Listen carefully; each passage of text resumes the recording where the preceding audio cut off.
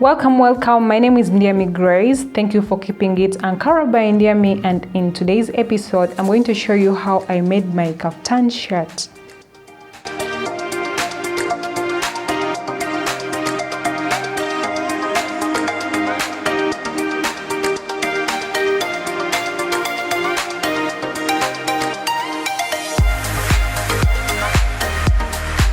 I want to show you how to fold this fabric. When you're folding fabric to make a shirt that doesn't have an opening on the front, this is how you fold. These open parts go to the side where the armhole is. So always make sure all these parts that are this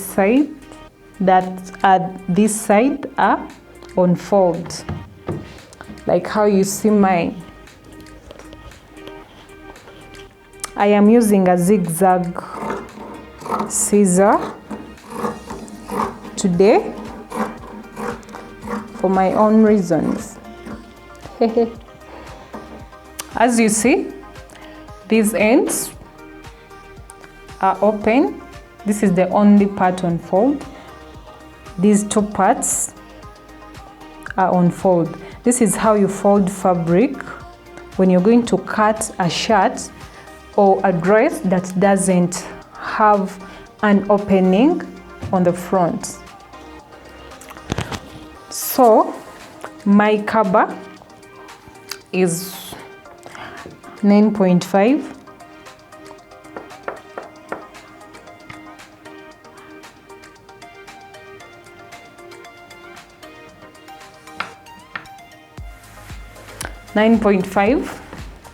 Then I take off 1.5 inches for the slanting line of the shoulder. My neckline, I will use 3 on the width. Mind you, I'm not making my choke thick because this is a white material and I don't like it when choke shows, so I make it kind of loose.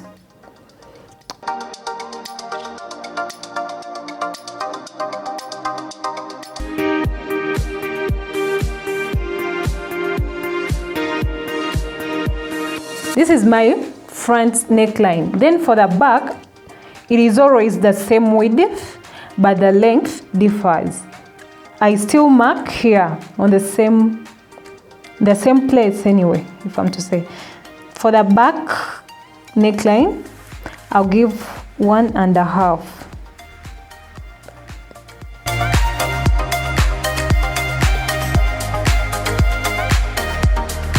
And then I join my shoulder line to my neckline. And then I draw my curve, being around neck. This curve is for making a round neck. I measured my armhole and it's 11. On this armhole line is where the bust line is.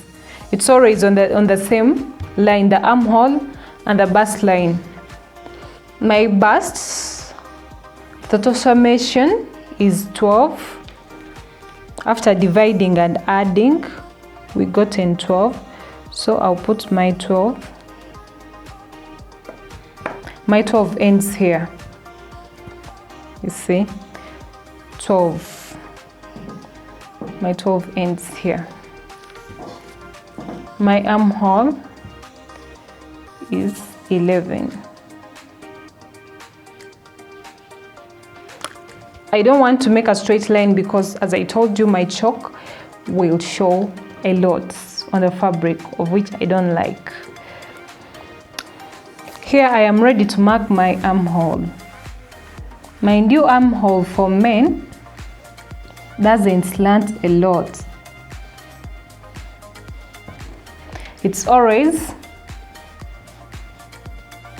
not all that flat.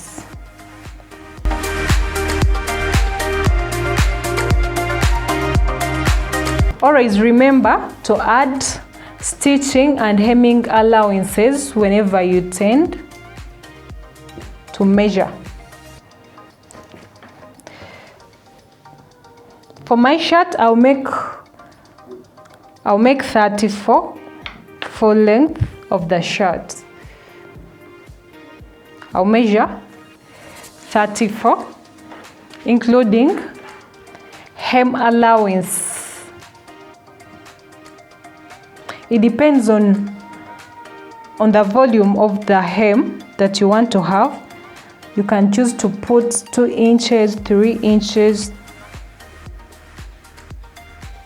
on your hem, so it depends on what you want.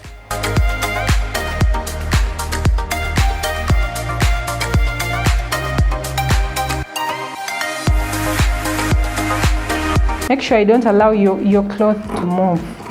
It always has to be in one place.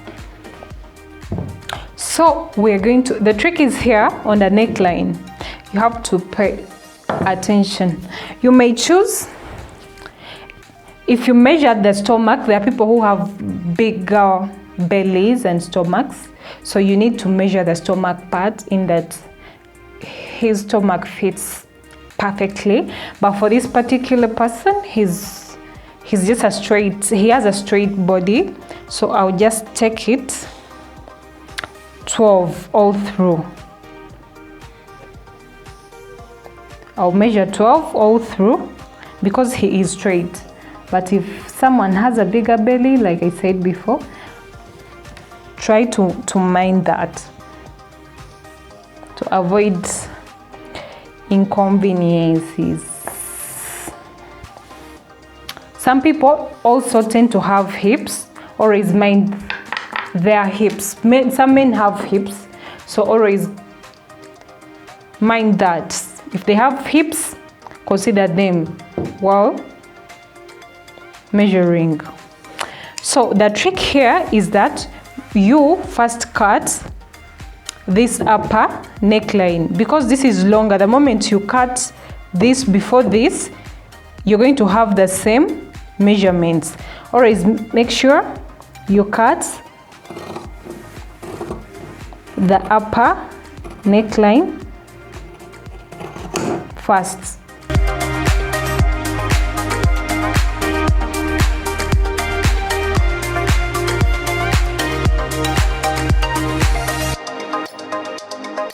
Whenever you cut, please always try not to cut in the chalk that you marked.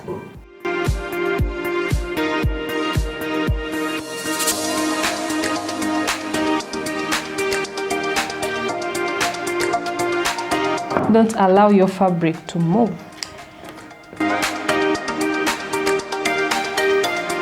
Remove this part. This is the back part for you. And then make sure that this point is intact, and this point and this point. Always make sure they match. And then you're free to cut out your front neckline. I told you guys I'm using a zigzag scissor this time round for my own reasons. So this is your front neckline. I think you see how round the neckline is. And this is the back neckline. I think you see how they match. They're in the same line, only that this is the front, so it is a bit longer.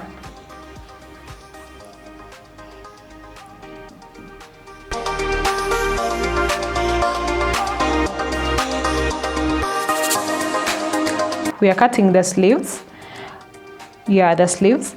My sleeve length is 10, so I'll add these two for the stitching allowance and hemming allowances. So I'll take the whole of this. Always try to learn how to minimize your fabric. Learn how to fold fabric in a minimal way. That's when you will save money, if I can say, and fabric as well. So I'll take 12, everything inclusive, hemming allowances and stitching allowances. My width is 11. I'll divide 11 by 2 to get 5.5, and then I add half stitching allowance.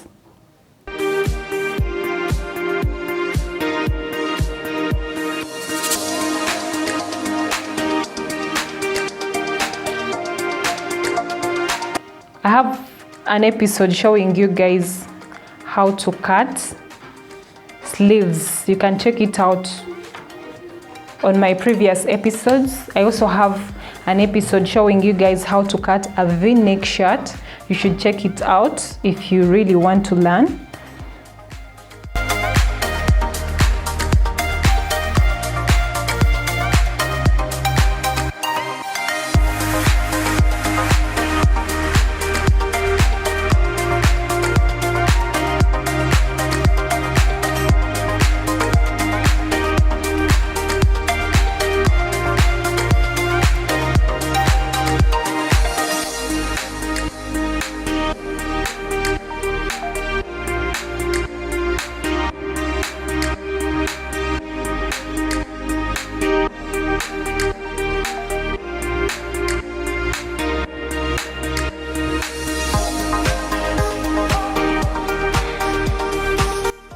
So these are our sleeves. Guys, for those of you who don't know what this is a native wear for Baganda culture in Uganda. It is called Kikoyi. Most of our mothers used to put on this. It is the Kikoyi for Baganda, though the Banyankole tribe, Bahima, as well, the Watoro have put on this. So this is our native wear in Uganda. It is called Kikoyi. It is what I'm going to patch on my shirt to bring out a very beautiful shirt. So I'm cutting the bias, the binding, to put on my neckline. The binding for a shirt is always cut on bias. Once you fold your cloth in bias, it has to stretch. Much as it's not a stretcher fabric, it is always supposed to be stretching after you've put it on bias. I think you see how mine is stretchy.